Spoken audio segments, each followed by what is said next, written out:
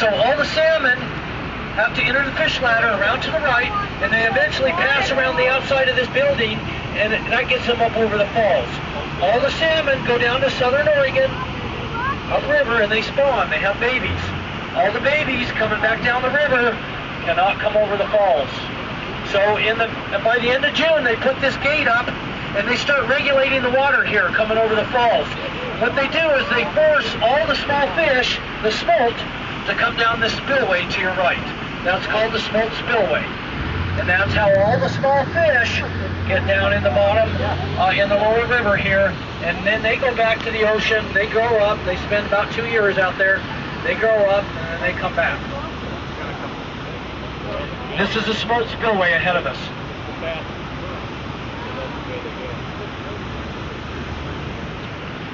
And like I said, this is Westland Paper Company, and they're an acting company right now. They manufacture a lot of paper. And if you know anything about paper, it's made from pulp, which is ground up wood. They take wood, they grind it into pulp. Well, today they use chemicals, but they used to grind it.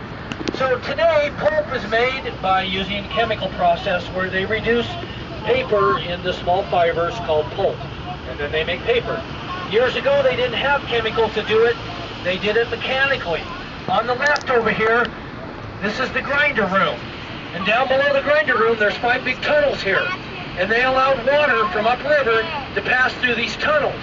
And as it passed through the tunnels, it turned a series of wheels up there in the grinder room. They were big concrete wheels, like big red Flintstone tires, and they fed wood in there, and as it passed through all these concrete wheels, it ground it into pulp.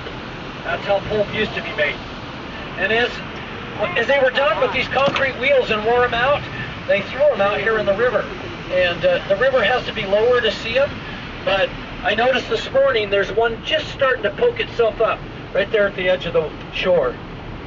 And there's a bunch of submerged rocks in there, so I can't get in there very close, but pretty much right to your left, immediate left, right at the edge of the rocks, you see something just poking out of the water there, right down here at the water's edge. Yeah, right there. It's just about maybe 3 or 4 inches out of the water. That's one of the old grinder wheels laying there.